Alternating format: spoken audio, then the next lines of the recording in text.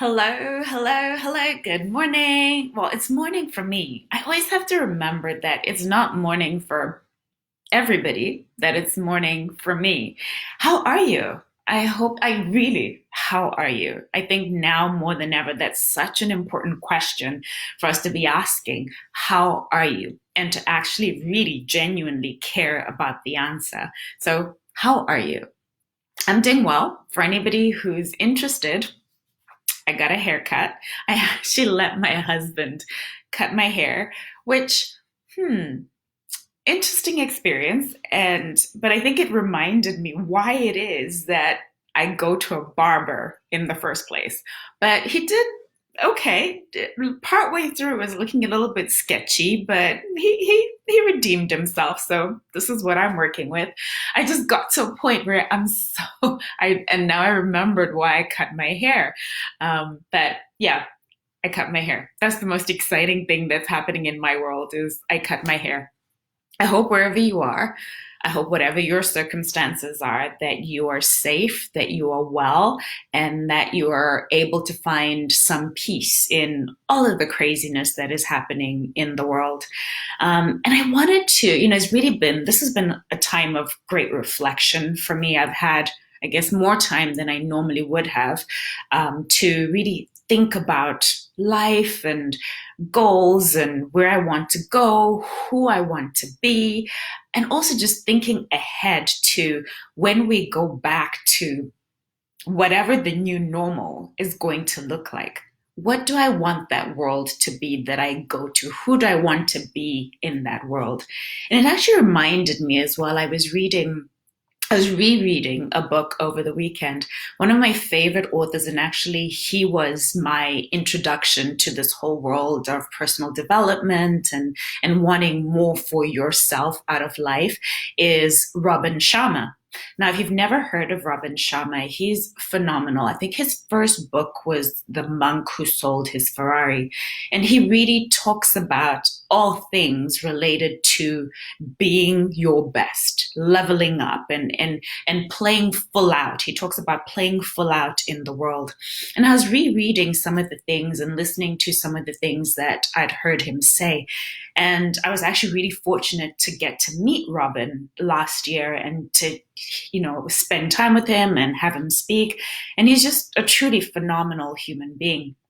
But he had this concept, which for me was something that really stuck with me and has been something that I've been thinking about over these last few weeks as, we've been going through everything that we're going through, is that if I had been asked 5 years ago, 10 years ago, what is wealth? I probably would have thought about it in terms of money. That would have been the answer that I would have given. It's money. It's how much money do I have in the bank? How much do I have in investments and properties and things like that? But what Robin taught me and what I want to share with you today is that wealth is much bigger than just money. It's much bigger than just your finances and what you have in the bank. Because as we've seen over these last few weeks, what we define as important has definitely changed. So I wanted to share with you how Robin Sharma defines wealth. So Robin's first one is inner life. Inner life, and he talks about this is your self-esteem, this is your self-worth, this is who you believe yourself to be, what's inside of you and how you go through life and how you think and the thoughts that you think. And I loved his definition of inner life, the fact that it is that who you would be with everything taken away from you, that is where your true wealth starts, is with your inner life. So I'd ask you, how are you taking care of your inner life at this time? Are you taking time to meditate? Are you taking time to pray? Are you taking time to really think about the things that are important to you, the things that make you you? And as my friend Senzeni is saying, this is exactly, and I know Senzeni, you're on and you have read Robin's book, and I'm sure you think it's as amazing as I do. So inner life is the first thing that we should be thinking about when we're thinking about wealth. Your health. My goodness, if anything, what's happening in the world has showed us right now is that your health is so important. You literally have nothing if you don't have your health. It doesn't matter how much money you have in the bank. It doesn't matter how big your position is at work. None of that matters if you don't have your health.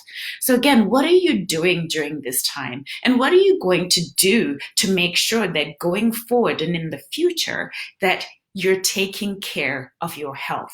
And now, one of the things that we equate health to is all about looks, right? Isn't it about going to the gym and building bigger biceps and, whatever, a lifted butt or whatever it is? And yet, health is truly just about making sure that we're functioning at our optimum, whatever that optimum is for you. Your healthy may not look like my healthy, but as long as you feel at your best, that is good enough. And how you get there as well. Not everybody's going to be an ultra marathoner. Not everybody's, going to be able to do some of the things that athletes can do. But we all can take steps towards living a healthy life on a daily basis. Just moving our bodies for 30 minutes every day is so important. The third thing that Robin talks about is family. And, I'm from Zimbabwe, and in our cultures, family is more than just your biological family. It's your extended family. And in this, I'll include your friends. That is so important. I think we've seen it more than ever now that we all have had to distance ourselves, now that we're all not able to hug each other and touch each other, how much of an impact having family and having a support system around you, how important that is. So your family, what are you doing to nurture your family? What are you doing to make sure that your relationships within your family are strong? And family, as I said, is not necessarily just your biological family, that this is your chosen family. Sometimes you're in situations, I know many people don't live with their family or close to their family. And it's who is your chosen family and how are they there to uplift you, to support you, and how are you there for them? Now, career is obviously an important part, and you can define career however you want to.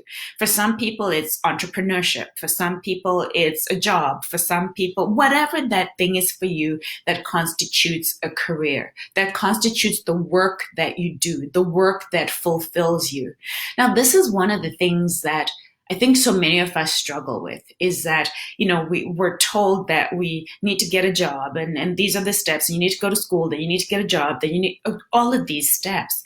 And yet nowadays we see that a career and what you can make a career could be anything. And I think this is an opportunity for you to really think about as you go back to whatever the new normal is the career that you're in fulfilling you? Does it fill you up? Or is it something that you dread? Is it Sunday night? I actually heard that most heart attacks happen on a Monday morning because people have such anxiety, such dread about going to jobs that they hate. And so maybe this is an opportunity for you to think about, what's that thing that lights you up? What's that thing that makes you happy? And is there an opportunity for you to make that your career? Or if not, is there an opportunity for you to incorporate more of it into your life? Finances. I talked about it. I think it's the obvious one. If I say what is wealth, well, no, it's what's in your bank account. It's how much you have in investments and whatever else. But that's not the only definition of wealth as we're talking about today. So that's a given. We know that money, wealth, yes, great. And we love it. We want more money and all of that good stuff. But it's not the only thing we should be focusing on. Something else that Robin Sharma talks about is your circle of genius, or your network, as he calls it. And these are the people, as he defined it when I met him. He said that these are the people who are, there's that saying that says, look at the 5 people that you spend your time with, and that is who you are. So who's your circle of genius? Who's your network? Are they people who lift you up? Are they people who inspire you to aspire to more? Or are you all just like keeping each other at the same level? And sometimes, are you the one who is the highest achiever in your network? If that's the case, you're in the wrong circle. You need to, as Sierra would say, level up. level up, level up, level up, level up. That's who you need to support yourself, and you need to be surrounding yourself with people who are going to inspire you to aspire to more, who are going to inspire you to want more for yourself and for your life. Now, here's one that I'm so glad he included in the 8 forms of wealth: fun. So much of our life is spent doing the stuff, doing, obligation, gotta go to work, gotta take care of family, gotta, all the gottas, all the things that we gotta do. And so, especially as we grow up, we lose that sense of fun. We don't make time for fun in our day-to-day lives. And yet, isn't that the purpose of life, is for us to be happy? And so if you're not including fun as part of your life, it's a really empty life. And then the last point that Robin made about the different forms of wealth was your impact. Impact and legacy. How will people know that you were here? At the end of your life, when you're gone, 10 years after you've died, 100 years after you've died, how will people know that you were here? What are you going to leave behind for your family, for future generations, that they can remember you by? What is the impact and what is the legacy that you want to leave behind? So I just wanted to share that with you because, like I say, it's something that I was thinking about over the weekend in terms of, we define wealth so much by virtue of money. And yet there's so much more to wealth. And really, as Robin said when I met him, he said that the whole objective of life is to try and be as balanced as you can across these 8, because it's almost like a table. If one is off, you're off. So trying your best to make sure that you're touching all 8 areas in terms of wealth in your life. So I hope you have an amazing week. I hope you have a blessed week. I hope you have a peaceful week. I wish you all health. I wish you all safety. And I will see you all same time, same place next week. Thanks everybody for joining. Thanks, Senzeni. I know you're a fan of Robin's and I think he's amazing. I just think he's phenomenal. I love his books. And yes, I love that. Yes, Senzeni says that she's coming out of lockdown healthier and spiritually stronger. I'm cheering for you. Those are my goals too. I'm like, I'm not gaining the COVID-19, as they're calling it, the 19 pounds. I actually yesterday was filming and I had to put on some proper clothes other than sweatpants.